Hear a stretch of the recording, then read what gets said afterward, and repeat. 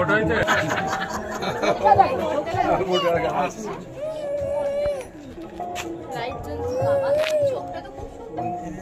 শুভেন্দু লস্কর পাশে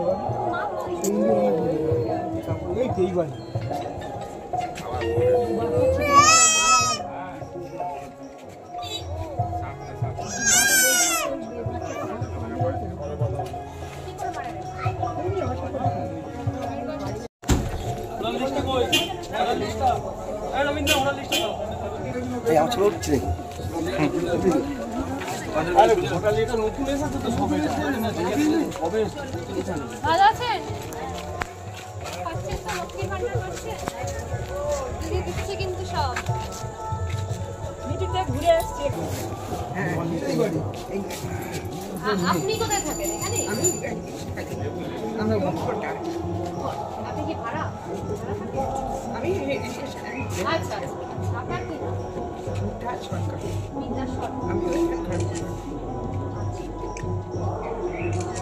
অজয় মন্ডল এখন বাড়ি নেই, পুষ্প মন্ডলও নেই। নাম্বারটা বললে পুষ্প মন্ডল অজয় মন্ডল 361-509।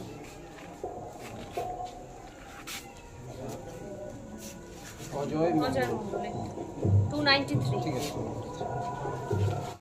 গতকাল অভিষেক বন্দ্যোপাধ্যায় নির্দেশ দিয়েছিলেন ভোটার তালিকা নিয়ে, আজকে কি কাজ করলেন? মানে তারপরে আমরা একটা কর্মসূচি করছি, প্রত্যেকটা বুথভিত্তিক আমরা পাড়া বৈঠক করছি, যেখানে মানুষ এসে আমাদেরকে তাদের সমস্যার কথা সরাসরি জানাতে পারবেন। সেই কর্মসূচিটা হলো আপনার বিধায়ক আপনার পাশে, যেখানে হয়তো কোনো মানুষের কোনো সমস্যা আছে, এলাকার উন্নয়ন ভিত্তিক কোনো কাজের দাবি তাদের আছে, বা কোনো প্রকল্প হয়তো তারা পাচ্ছে না, বা কোনো প্রকল্পের নিজের নামটা নথিভুক্ত করাতে চান, এখনও করাতে পারেননি।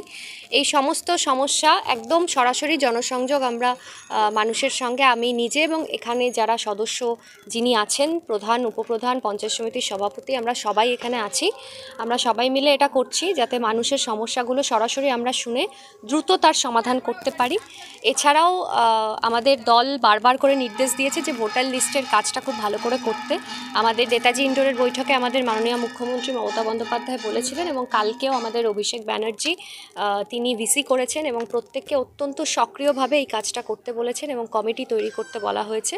তো এখানে আমরা আজকে এইখানকার যারা আছেন এই বুথের, তারা সদস্য সমেত তারা নিজেরাই বাড়ি বাড়ি যাচ্ছে, এবং আমিও এসে তাদের সাথে যোগদান করেছি এই কাজটাতে। এবং অভিষেকদার নির্দেশ মতো, দিদির নির্দেশ মতো আমরা দ্রুত কমিটি করব, কমিটি করে যেভাবে দল নির্দেশ দিচ্ছে সেভাবে আমরা ভোটার লিস্টের কাজ করব। এবং এই যে চক্রান্ত বিজেপি করছে, যে ষড়যন্ত্র করছে, সেটা অবশ্যই আমাদের প্রত্যেককে আরও বেশি সক্রিয় হতে হবে, এবং প্রত্যেককে সক্রিয় থেকে একদম এই ভুয়ো ভোটার চিহ্নিত করতে হবে এবং সরাসরি প্রশাসনকে জানাতে হবে।